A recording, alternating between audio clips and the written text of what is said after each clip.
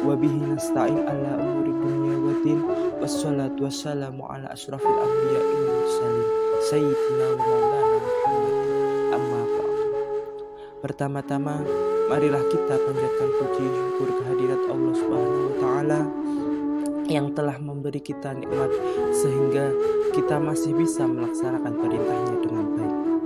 Tak lupa juga sholawat serta salam semoga tercurah limpah kepada junjungan kita Nabi Muhammad SAW, dan tak lupa juga kepada keluarga dan para sahabat dan juga para pengikutnya hingga akhir zaman kelak. Amin, amin ya rabbal alamin. Saudara-saudaraku yang dirahmati Allah, perkenalkan, nama saya Muhammad Miftahul Janan dari Prodi PGMI IAIN Kediri. Pada kesempatan yang berbahagia ini saya akan membahas tentang ikhlas. Mungkin semua orang telah tahu apa itu ikhlas. Sering orang mengartikan ikhlas dengan melakukan sesuatu tanpa mengharap imbalan apa-apa. Dalam agama kita, ikhlas adalah melakukan sesuatu karena Allah Subhanahu wa taala. Contohnya, ikhlas dalam bekerja, ikhlas dalam beramal, ikhlas dalam mengajar, dan ikhlas dalam beribadah, dan lain-lain sebagainya. Nah, contohnya apabila kita memasukkan dalam konteks ibadah, maka ikhlas berarti melakukan ibadah karena Allah Subhanahu wa taala, bukan yang lain. Bukan karena ingin dipuji, bukan karena ingin terlihat soleh, tapi benar-benar semata-mata hanya karena Allah. Allah berfirman dalam surat Al-Bayyinah ayat 5 yang artinya, tidaklah mereka diperintahkan kecuali mengikhlaskan agama untuknya. Ayat di atas menerangkan kepada kita tentang berperilaku ikhlas dalam beragama. Agama apabila tidak dilandasi dengan ikhlas dan kejujuran, seolah-olah tak berbekas dan akan runyam. Orang sibuk memikirkan kepentingan sendiri tanpa sedikit pun menetapkan agama dalam prioritas hidupnya. Ikhlas dalam beragama menjadi sangat penting jika dipupuk dalam diri, karena ikhlas semua urusan akan menjadi lebih terang dan mudah untuk dijalankan. Ikhlas juga akan menjadi lebih penting untuk dipraktikkan karena setiap amalan yang kita lakukan tidak syah di mata Allah Subhanahu wa taala apabila tidak didasari oleh ikhlas.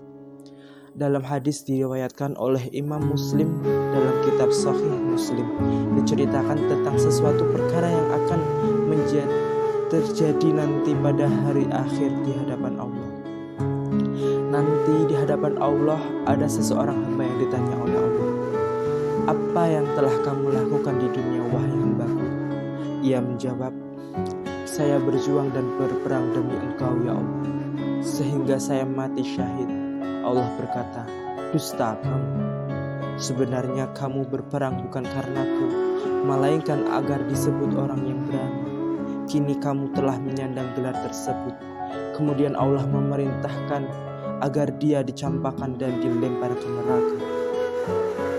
Dari kutipan di atas, orang yang beribadah dengan tidak ikhlas dan mengharap selainnya, kisah ini menjadi tamparan keras bagi kita yang masih sering beribadah dan melakukan sesuatu bukan karenanya. Semoga kita termasuk orang-orang yang dilindungi dari hal-hal seperti itu. Amin. Ya Rabbal Alamin. Saudaraku yang dirahmati Allah, dalam beramal ikhlas menjadi ukuran besar dan penting apa pahala yang kita dapatkan. Semakin ikhlas seseorang beramal karena Allah dia melakukan sesuatu, maka semakin bernilai amalan itu di sisi Allah Subhanahu wa taala.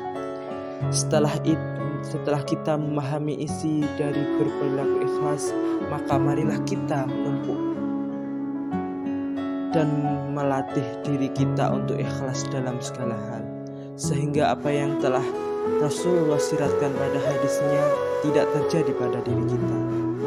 Amin, amin ya rabbal alamin. Mungkin sekian dari saya.